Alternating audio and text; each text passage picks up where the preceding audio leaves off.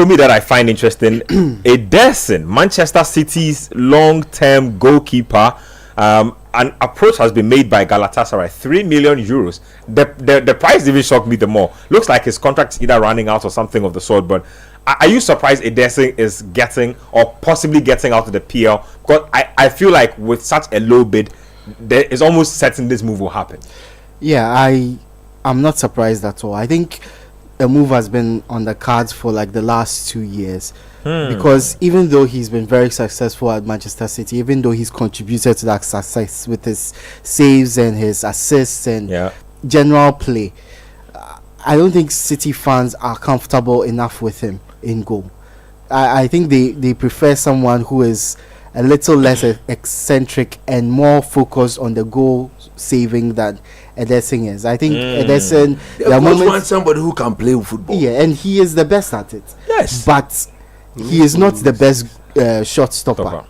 And I feel that Manchester City are caught in between a rock and a hard place. Let's go of one of the best ball passers, or get rid of somebody who doesn't keep out goals when somehow your midfield and defense fails to keep out the attacking team.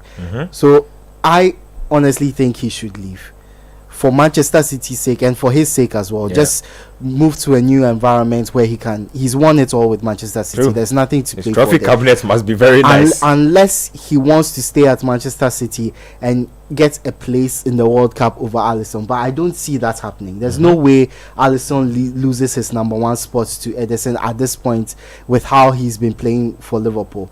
So for Manchester City, they need a new goalkeeper, honestly. Somebody who is a mix, a balance between ball playing and shot stopping, because in the last few years, one of their major problems is not having someone in goal who is basically the line of defense. Ederson is most often an extension of the attack. He's the one who starts a lot of the attacks. He's the one who gets things going. But now they need a balance between the two, and there are good goalkeepers around that they could go for, but they need to strike right now, because if they don't go for a good goalkeeper, I hear they are looking at James Trafford. I don't think he's one who can step into the number one position. That's their former goalkeeper. Yes. Part of the academy. Yeah, he's not one who can step into the number one position immediately. They need somebody who can, and I like Zach Steffen, but I don't think he is one that can be number one throughout the season. I think he's one looking to buy Diogo Costa. Donnarumma and then Diogo Costa. I'm surprised Donnarumma is on the market. Crazy for me. I mean, Chelsea were also in the conversation of getting about the money. They are making some demands with regard to the extension. With regards to his extension, he's too injury prone for a top and then the at age the moment. And the age too. Donnarumma has just a year left on his contract. And so there are talks going on regarding the contract extension. But that's always a weakness for teams to explore. Yeah, but the money, the demands is a little bit on the high side. So are you Donkomi Ederson? Yes, absolutely. I think he should leave. I think City. Yes, to Galatasaray. I think he gets the money, he gets the game time, and he gets a little bit of freedom without the pressure of playing for Manchester City in the Champions League and competing for the Premier League all the time, and conceding goals that honestly could be the difference between winning the title and losing it. So I think Donkomi for me. Let's talk about another transfer, and I'll start off from Yao and then go around with this. So Liverpool apparently are building momentum towards getting Hugo Ekitike. Now this week we heard that he was heading to Newcastle. Some way somehow the talks on that cooled. It looks like Liverpool are looking to do a deal, and according to David Ornstein, the deal could be in excess of 80 million euros. So I'm guessing somewhere around 70 million pounds with a little bit in add-ons. Yeah, good move for Liverpool or not? They were looking at Isak. Looks like Isak won't happen. We'll talk about that, but Newcastle are demanding in excess of 100 million pounds. I understand 112. Is it really Ekitike they want, or they just want to? That's why I'm asking. Because why Liverpool chasing Ntikuma? Sorry, Ekitike. I'm sorry. Did you just do that? I'm sorry. It was not intentional. I'm sorry. Well, because he's one of the highly regarded or rated young forwards in the game, and you always look at the projection. I mean, these days analytics have taken over when it comes to scouting, when it comes to judging a player or rating a player, or even ranking a player, breaking them down into various tiers. And judging by what he's done at Frankfurt, so 2024, 2025, 33 matches played in the league, 15 goals, 8 assists. Yes. And it's the assist bit that I think is the icing on the cake, because they look at the player in question, his physical build, the ability to add on a little bit of muscle and become a bit more athletic. That's one, on the physicality side. And two, the fact that he's scoring goals at a decent clip and he can improve on the goal scoring.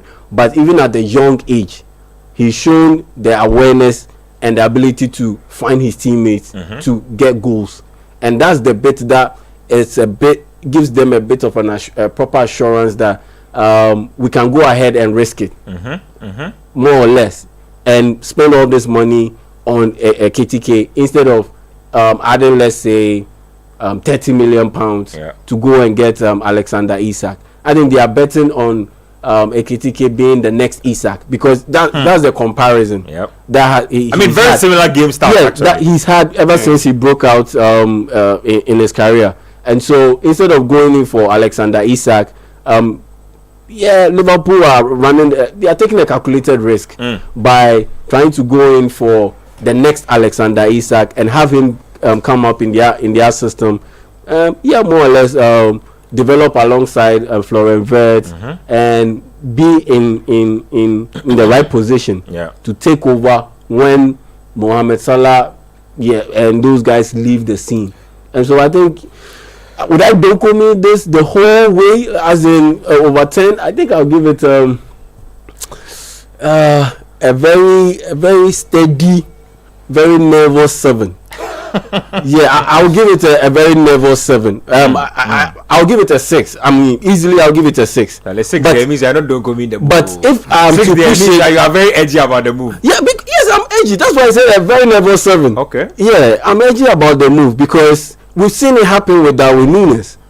He was just like a Ekitike coming up. He was just like him.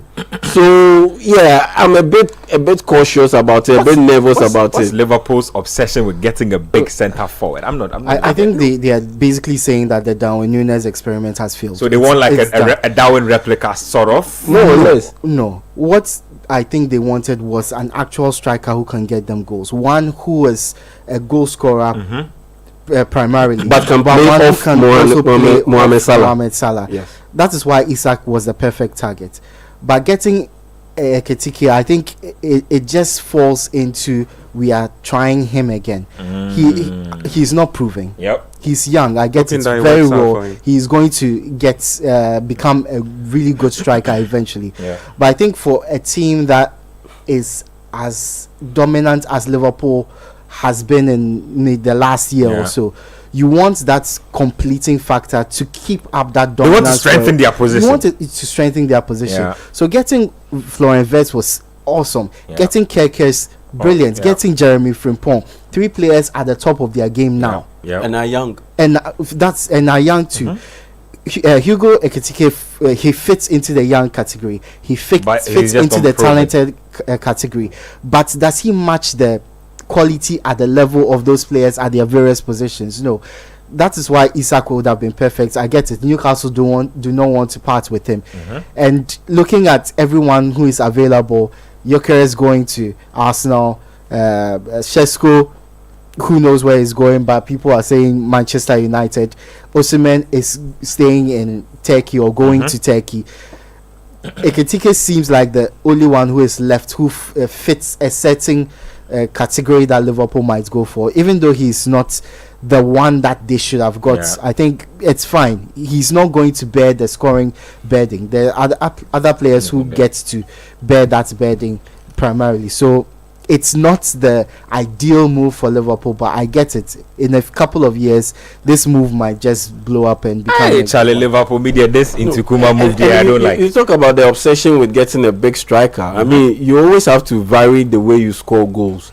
and you can't always simply rely on Mohamed Salah coming in field and being the one who is getting you the goals. And on top of that, you always want to give a little bit of help to Mohamed Salah, as he's shown that he also thrives in a situation where he can play off a big man. Yeah. And so if you bring him in, he can also thrive in that position. And like I said, the transition, once Mohamed Salah leaves the scene, then you can replicate that same strategy with Ekitike and Florian Wirtz. He can be also play that role of Mohamed Salah, not necessarily in terms of goal scoring, but in terms of being able to create chances. So those two can work. But like I said, it's a never 7 for me at this stage in Ekitike's career for that kind of money. Let me just pass this comment. He's a good player, but it's a huge risk. Yeah, almost 70 million pounds. He's a good player. Is he worth 70 million pounds? How long has he played? He broke out from the PSG second team like 2 years ago. Yeah, and they sent him on loan. The loan worked well, and then they retained him. If you look at even his stats, where are the mind-blowing figures?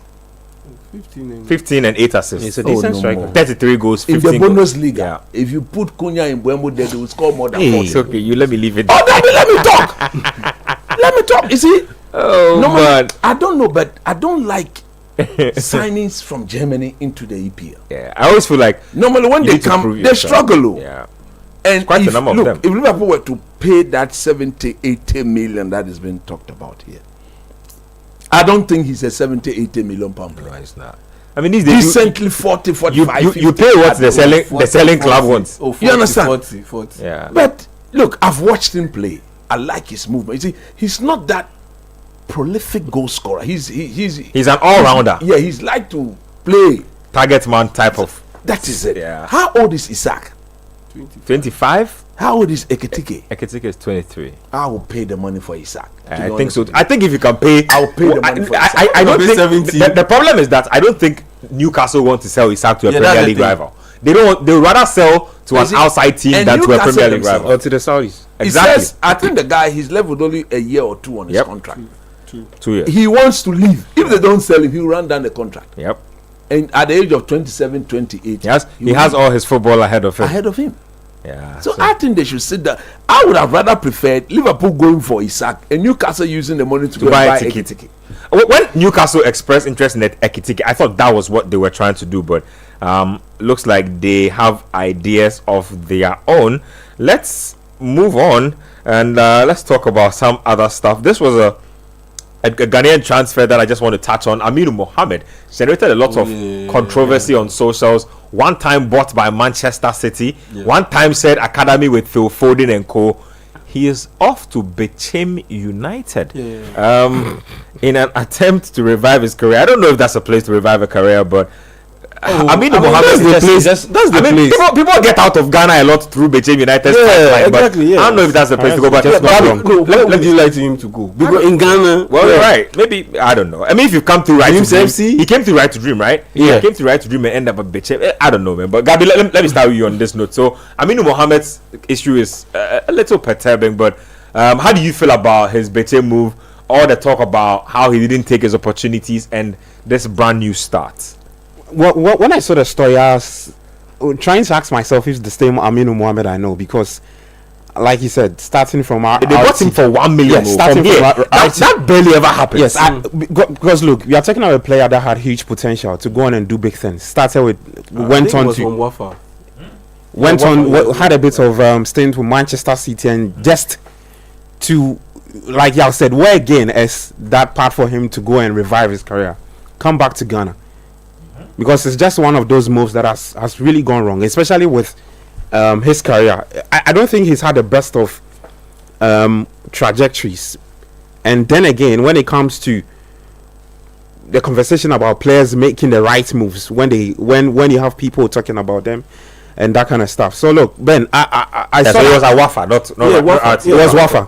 Yes. And I mean, at that time that he moved, you know, Wafa at the time produced some of the brightest. It was the best pipeline in the country. Yes. So look, when I saw the move, I was really shocked to see it. Bechem United. I don't know how it's going to actually fare, because the GPL itself, Brutal. So many talks about it. Yep. It's just one move I'm not too happy about. I just want to see if he's able to revive it. How old is he? 20 what? 24. Oh no, he's 24. 24.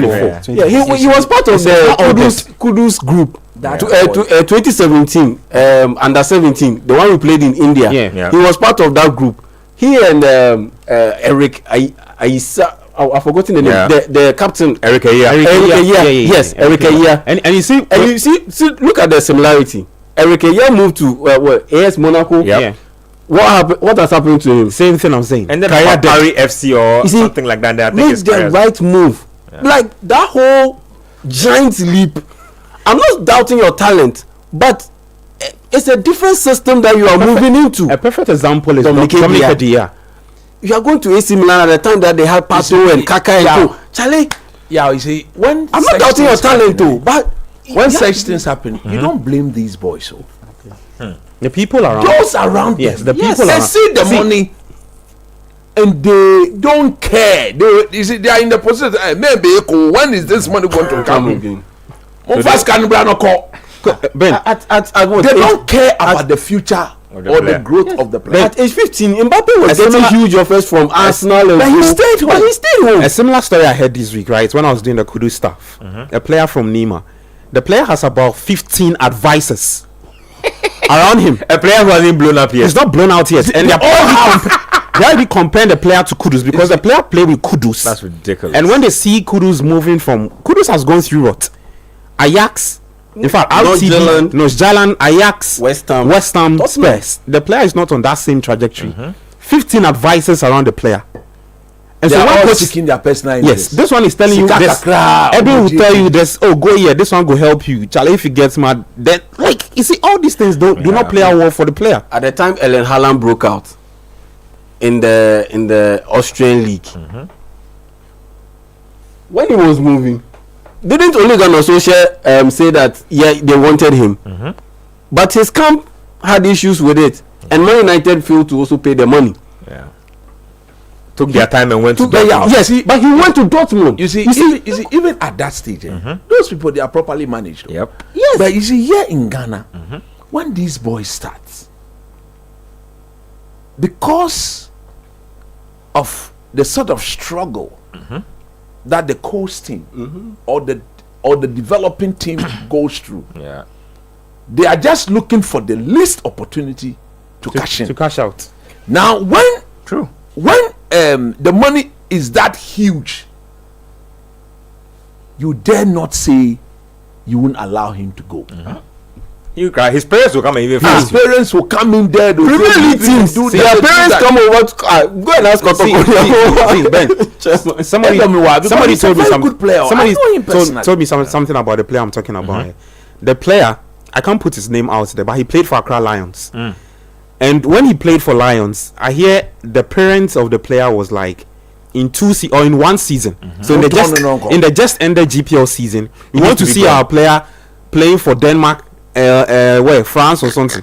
As the deal not happen, the parents say, Charlie, we can't take on a player. You're not going to play the team again. Imagine. So they've taken the player out of the team. And Accra Lions is one of the That's best wrong places to develop a young talent. Yep. And Just a on little more patience. Yes, and on top of that, aside the advice, the players also have to hold themselves accountable. But Aminu Muhammad, he wasn't disciplined. That is the gospel truth. You see, But he wasn't disciplined. He was a youngster. Yeah. Yes, but he wasn't disciplined. train. At that level, may I do coach football. Now I you are still do 24. coach football. Yeah. At that level, Yeah. who is he to show some level of indiscipline? It's about those around him. I think so too. Look, but 95% is about those around these boys. Yes, but now he's developed. Though. Now he's But coach, 24. let me ask something. We are not looking at him now. We're For talking now, about when they started. yes. But coach, sure. Why- Let why me just this ask. I mean, you are the player. Probably have like one proper manager who calls the shots. How do you keep all these scavengers from around the player Trust your parents. so he can You see. have a good ear talking into his ear? you see, in Ghana, this is the way it works. Most of the parents don't understand these things. They don't know how it It Now works. say, "Oh, person me So, babo." so they find somebody who Find understands somebody and who funnel everything understand, through and them. then the person takes charge. Now, when the person too takes charge, for all you realize, the next day the player goes, someone else sees him, and then he's giving him money, he's buying him boots without any proper documentation. That is his next manager. Yeah. Any proper documentation, that is his next manager. Without any proper documentation, that is his next manager. You see the boys that are working there. If you want to go and teach them the right to, by the time you enter, they have about 6, 7, 8, 9, 10 people they call managers. And all of them are advising these boys. The parents too, not having a clear idea about how these things are done, will just give the ball over to one person or two people that they trust, and whatever the person tells them, that's what they do. And for me, it is worrying because such a talent, such a beautiful talent, is it even true he's 24 years? I mean, if you went through Wafa, I want to believe, even if you are not, you are close to. No more, you are close to. So now, the determination, the desire to bounce back, how well motivated is he? That is the issue. Well, look, if he looks at the reportage on him online, everything that's being said about him, and he doesn't use that as fuel, I don't think he's ever bouncing back again. You look at Kudus and how you rate his talent, him as a talent. Aminu Muhammad is better than Kudus. He was when he broke out. He was. Yeah, like in terms of talent, talent. He definitely was when he broke out. Yeah, I remember. Aminu Muhammad. And that's what I'm telling you. That Manchester City barely pay £1 million for a prospect like that. Paid 1 million. Now who say those who advise when they saw the 1 million don't take the money.